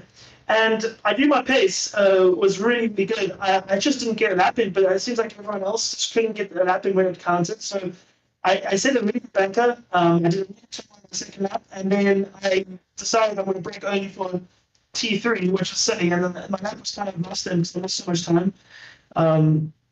Just got the bank here, really just saved me. The rest was just hoping that everyone else would get the perfect lap, and that's exactly what happened. So, yeah, bit lucky, not happy with the performance in the quali, but at least I backed it up in the race. So. Yeah, and then during the race, I think it was either lap 18 or 19, when Mr. Pollock got around you going into the bus stop. Yes. Were you surprised at that move, and what was your mindset after that to try to take the fight back to him? I really did not expect him to go for a move there. It's quite a sketchy place to go for a move, just just like when Dylan was involved in the incident as well. But I think he was just trying to break my rhythm, which it almost did happen, but luckily it was in the exact same time that we were pitting, so it kind of, our rhythms were both like broken already by going to the pits. So if he actually stayed behind me, I probably would have broken out of the slipstream from him, which would have been great. So in the whole like grand scheme of things, when he overtook me there, it actually saved this race possibly, because you know how amazing or how important the slipstream is here. So yeah, it was quite insane. I didn't expect it, and the race was just keep you on the road. That was basically my whole mindset. I remember almost getting a penalty on lap 12 and 13 when I was pushing too hard, but we had like a 5-second gap to everyone else. So I decided, no, let's bring it back a little bit. And then the rest was just keep it on the road and see, let him dictate what happens for the 95% of the race. And then the last 2 laps, I'll control what my destiny. Yeah. Now, you mentioned that on the second pit stop, you short fueled a little bit. You didn't go for a full tank. Was that always part of your plan, or was that your way of boosting yourself back ahead of Miss Apollo for the last stint? Well, I knew already when I did a practice race today that 94% was actually enough to do the last stint on my own. So with a little bit of bump drafting as well, I knew, I'm going to be perfectly fine. So I was really surprised. It was a bit of a strategic error because the refilling speed is really quick. It was 12 meters a second, but it still meant that that little bit of fuel that I saved in the second stint and then I underfueled for the third stint meant that that extra second that I didn't spend in the pits got me out ahead, and then I had track position. Well, again, I cannot get over how well that drive was today. Absolutely perfect defense. Yeah, unbelievable. Congratulations on this win. Yeah, I got nothing else. That's all I can say. Flawed. Thank you, Tosin. Thank you. Yeah, I mean, I can just really reiterate the words from Tosin because, yeah, it honestly, we didn't know which way it was going to go. I mean, Liam, you must be very proud. You must be very proud of South Africa's participation, and obviously, big credit has got to go to Finland as well because they really took the fight and. Yeah, again, you know, it was so close, wasn't it? So close, Liam, like throughout the grid. Even I was mentioning in qualifying as well, there was only 1 second separating the whole grid. And I think it was half a second separating the top 10 as well. So, you know, have you come across some of these Finnish drivers before? I definitely have. And I think thanks to my daily race experience with them, I did suss them out a little bit, but it's Daytona. Daytona, you can only do so much being in the lead car. And to be honest, all those daily races that I've done at Daytona, all the league races I've done at Daytona, I've learned a lot. And you just have to basically drive within your limits. Because one little mistake, there's already close fall behind you or around you. Just want to keep it smooth. That was my whole mentality. Yeah. And I'm also just really happy that I redeemed myself from last year. We did an international race and I made a massive mistake. So I had a lot riding on this race and I'm happy I performed at the highest level I know I could. Yeah, you certainly needed to be at your very, very best. And yeah, Liam, big congratulations to you. I mean, you could almost, I mean, obviously this is a country versus country event, but, you know, in terms of maybe like your individual performance, I mean, it's been a clean sweep throughout 2025. So, you know, you've really excelled this year. You excelled today. So a huge congratulations for you. And yeah, you can enjoy a nice long break before our next season. Definitely. And I also want to mention something that Dylan's accident with the other Finnish driver, it turns out there was a lot of netcode because I saw the replay from the Finnish driver's perspective, and unfortunately there was about a car width of netcode lag that hit the Finnish driver over the grass, which is unfortunate, but that's what happens when you're racing in different regions. So it's not as egregious as it turned out to be. It was just a mistake, really. Yeah. Yeah, it's unfortunate, isn't it? I mean, obviously, there's nothing much we can really do about the net code. You know, it's all up in the gods, really, isn't it? I suppose. But yeah, it was still, you know, it was an amazing race. There was some amazing manoeuvres, very clean driving out there. Yes, you know, with racing, rubbing is racing sometimes. Sometimes you do get incidents. It was unfortunate, but, you know, it is what it is. And yeah, I mean, as I said, Levitis, you can only do what you could do, and you brought home the race victory. And yeah, you can celebrate with the family now, Liam. Is there going to be a bottle of champagne or anything? Well, we celebrated yesterday when the South Africans beat Australia, which is great. I don't know, on Sunday, I think it's time just to wind down. Maybe we'll do a little celebration on stream tomorrow. And yeah, just have a nice relaxing time now for a few weeks at least. Yeah. Well, you definitely deserve it, Liam. Yeah, congratulations to you. And yeah, we'll see you in about a month's time, I will say. Thank you. Appreciate it. Look forward to it. Thank you, Liam. Take care of yourself. Okay, and then last but not least, I think we have got the main man of SMA. I mean, I know he doesn't like to be called the main man. He is the GT7 MSA and SMA promoter, Robin Williams. Are you there? Good evening, Sean. Good evening. And good evening to all the viewers and to Tusum. Well done, amazing broadcast. I'm just sitting on the edge of my seat for that race. What a showcase of sim racing internationally. I think that was a great show from all the drivers. Yes, it was indeed. It was, well, I mean, Robin, I know I lose my voice a lot, but I mean, yeah, it was definitely a race where you could see it brewing, and then you wasn't quite sure what was going to happen at the end. And you know, I can only really apologise that I didn't really see what happened with sort of P3 and behind on the last lap, because you know, of course, I have to focus on the top two being so close together, and it was almost photo finish at the end as well. But yeah, Robin, I mean, you must be, you know, very proud of, firstly, of South Africa, but also proud of just this event in general. I mean, the participation from the Finnish Auto Sim Racing team, or Finland. I mean, they really made it a great spectacle. Yeah, just a huge thank you to Marcus and the Finnish auto racing team. Without them, obviously, this has been planned for months, and it's just an amazing opportunity to be part of growing the sport, really. I think it's what South Africa sim racing needs.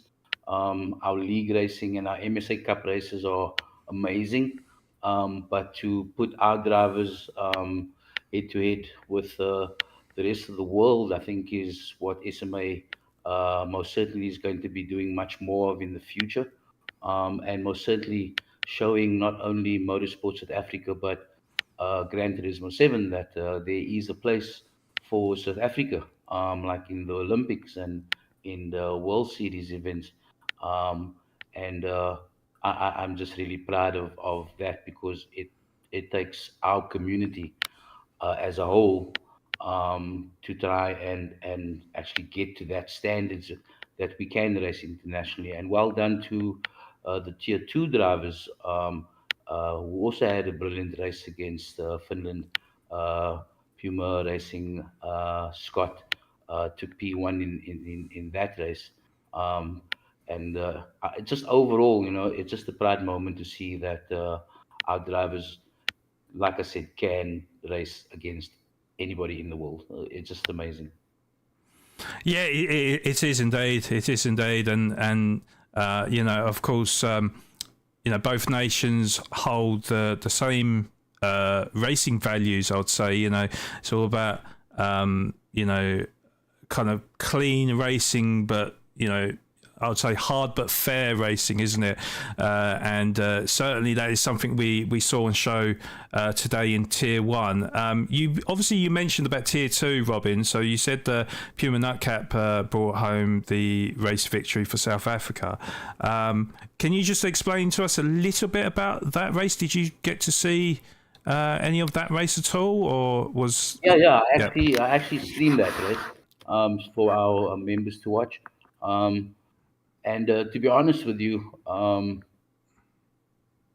all due respect to Finland, Scott just ran away with the entire race. His strat was good. His pace was brilliant. Rusty as well, Lotari. Just in general, if you looked at the race pace with those drivers, I think the qualifying time on Tier 2 was 45.2, which was Nutcap. And it just showed that, just even in the second split team in South Africa, excuse me, there's just so much talent, and especially coming from a junior like Scott.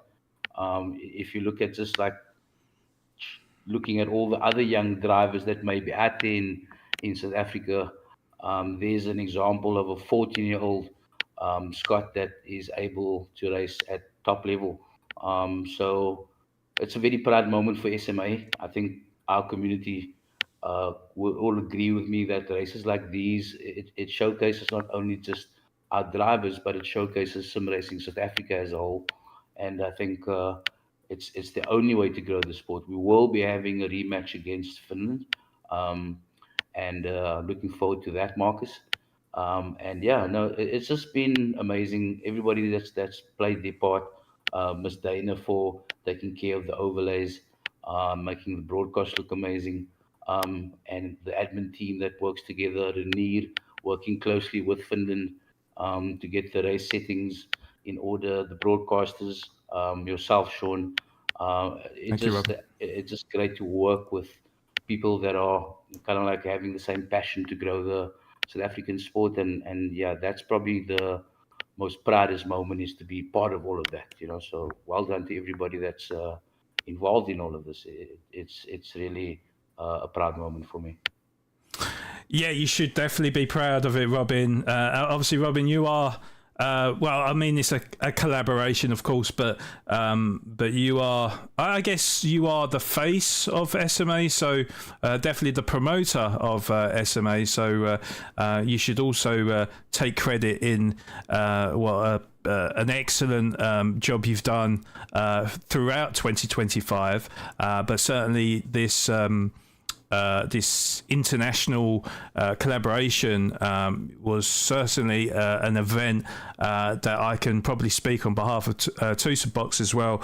Just a brilliant spectacle, and as you said, you can really hold your head up high that you can actually compete with the rest of the world, because Finnish drivers certainly right up there at the very top of prestige and just racing performances and stuff. So yeah, congratulations on an amazing job that you've done, Robin.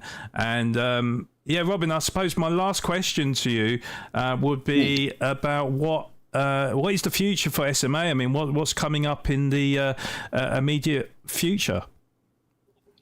Well, obviously we've got season 2 coming up in September. Our calendar will be posted probably by next week, and I know there's going to be quite a big surprise there for all our members, because the admin team has come up, and the Renier has come up with an amazing season 2. I think Renier has listened to the community, and I think everyone's going to be stoked with what type of racing is going to be happening in season 2, so that's going to be quite exciting for you as well, Sean. I think you also going to be liking the type of racing we'll be having for season 2. We'll also be having a bit of I think we're going to be running an 8-race championship, a bit of a shorter season. We've done quite a bit of racing throughout the entire year already. We need to give our members a bit of a break, and so yeah, we'll definitely be having some fun races season 2. The very next thing after that would be the Africa Cup in 2026, which is a big one, and that is run by MSA as well. So it's definitely one that you'd want to be involved in. And then we've got the nationals for the MSA Cup. That being said, we're just about concluding the results and the post on the MSA website with regards to the MSA Cup that we've just finished. We just about finalized those things. Unfortunately, there was a tragic death with one of the MSA races in between the MSA Cup, which put us back a bit. And condolence to the MSA drivers and the families that were involved in that. But that being said, I think SMA's future is really based on the community and our followers and our broadcasters. It's going to take all of us to continue doing what we're doing, and we will get to where we want to be. Soon to have a South African flag in the Olympics and hopefully in World Series events. Yes, indeed. So definitely a lot to look forward to in the SMA, and certainly my condolences go out to, of course, those concerned in the MSA for the tragic loss, and. Yeah, just a lot to look forward to in the SMA, particularly SMA Season 2. I'm actually intrigued to find out exactly how that one will play out, Robin, which I'm sure you'll let me know in the coming weeks and stuff. But I have to reiterate and say a big thank you to Fast or Finnish Auto Sim Racing Team or Marcus as well for collaborating with us with this event, and I'll definitely look forward to watching back your broadcast as well, and see that amazing commentary from him, basically, guys, for those that are still in chat, please do check out their YouTube channel. Do go and subscribe to them and leave a like on their stream as well, and any other content that they have. I've actually been paying close attention to what they've got coming up. They've got their own championship coming up in the coming weeks, so definitely go and check them out, because if you saw from this race the performance from their drivers, then there's a lot of exciting racing and an exciting championship ahead of them, and I'm sure you will not want to miss that one. So definitely go check them out, please, guys. Please, give the love and support that they truly deserve. But Robin, I suppose this is where I'm going to have to cut it short there. But thank you so much for joining us and giving an insight of what's to come and what's to follow for SMA. And again, huge congratulations on organising this event with Marcus. Thanks so much, Sean, and once again, thanks to Marcus and his team, and just thanks to everybody. Our drivers, our community, for all the support this year. And I'm sure if we continue on this path, we will definitely be growing the sport, which is SMA's main goal. Yes, indeed. I feel like we have grown the sport and will continue in growing the sport worldwide. So, and to Sir Mags, hi Corbin, because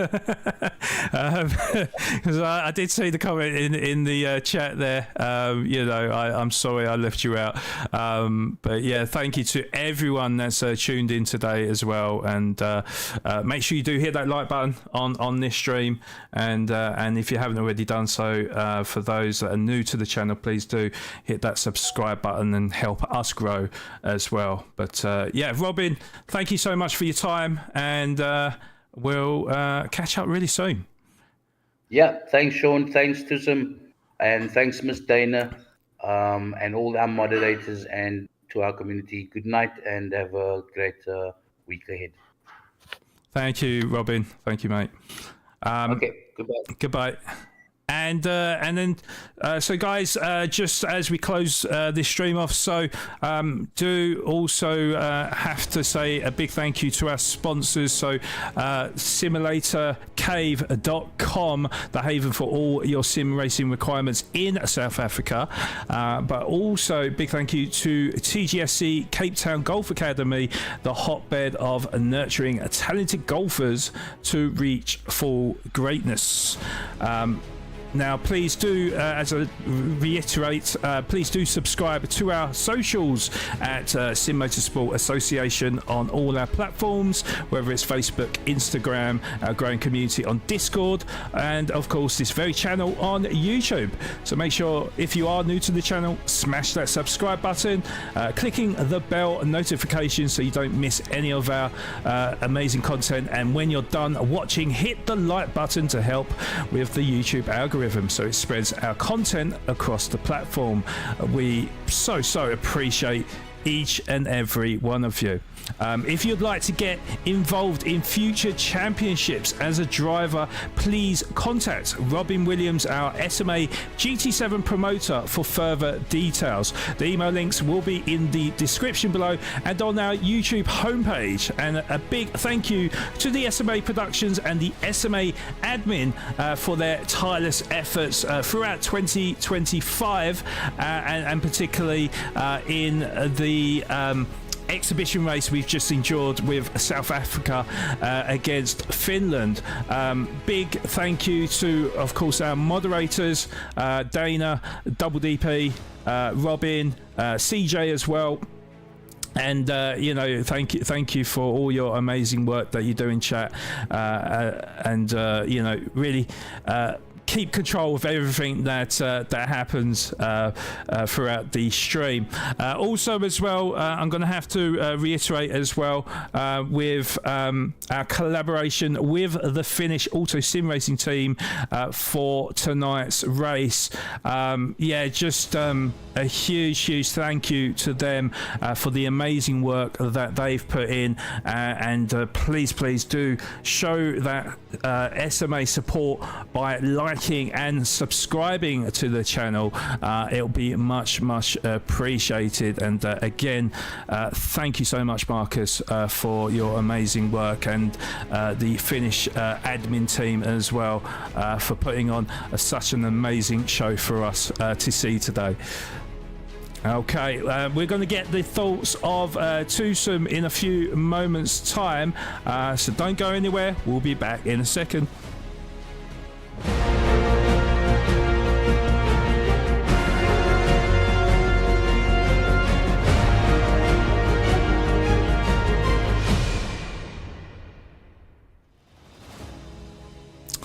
Okay. If I press the right button there, it seems to be... No, there we go. Right. So, Teaser Box, I mean, you've just enjoyed and witnessed an amazing race today. I'd love to get your thoughts on the race, and in particular as well, and this can go out to everyone in chat as well, your driver of the day, please. Yeah, the race was just as exciting as I thought it would be. That ending, it was incredibly tense, crazy close finish. But yeah, I really want to give my shout outs to Team Finland. They came out to play some ball, and yeah, they drove amazingly well today. They put the challenge to Levidius. Lev was ultimately the winner, but yeah, the Finland team finishing P2 to P6. It was a really strong showing from those guys. Driver of the day, I'm gonna give my driver of the day to Panic Potato. It could not have been easy holding off that Finland team for as long as he did, and I mean, I think that may have been part of the reason that Lev and Miss Apollo were able to pull away so quickly. Maybe not. I mean, those guys were just proper rapid, but yeah, driver of the day for me is definitely Potato with that amazing defense today. Yeah, great race all around.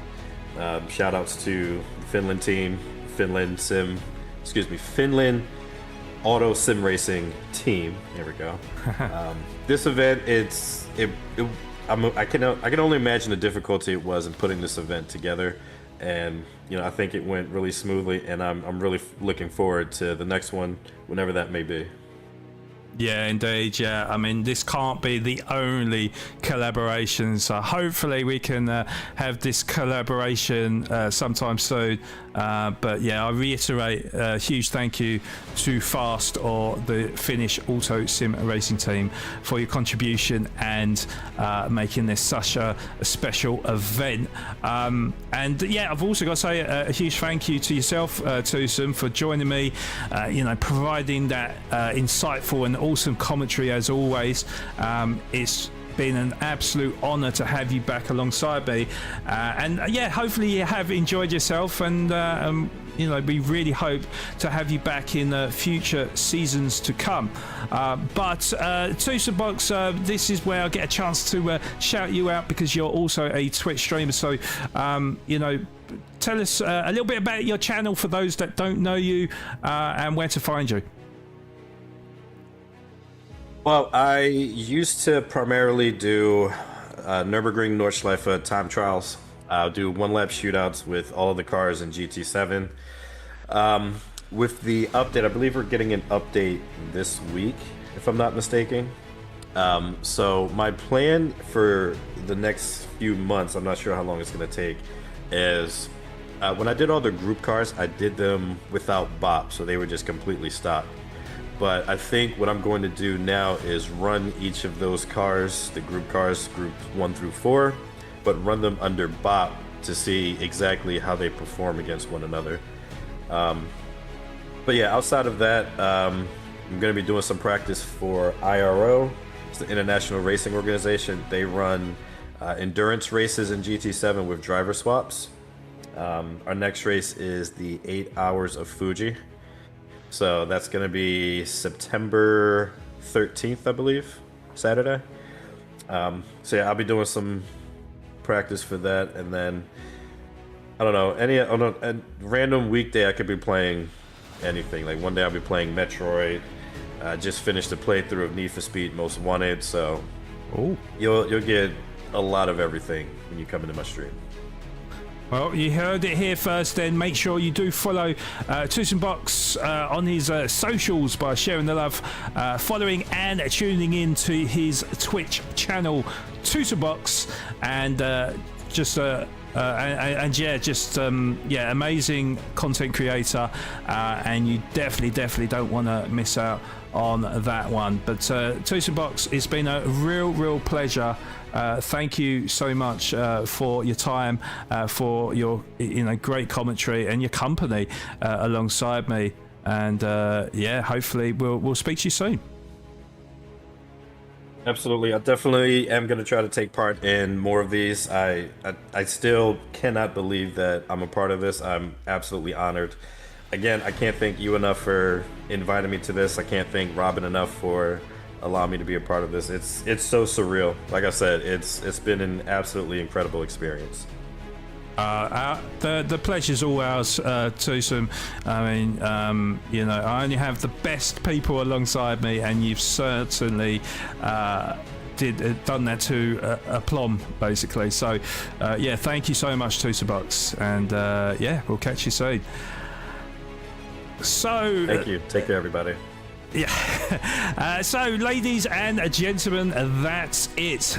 This international draws to a close, and what a ride it's been. A massive thank you, firstly, to Robin Williams, our SMA GT7 promoter, and the whole of the SMA admin crew.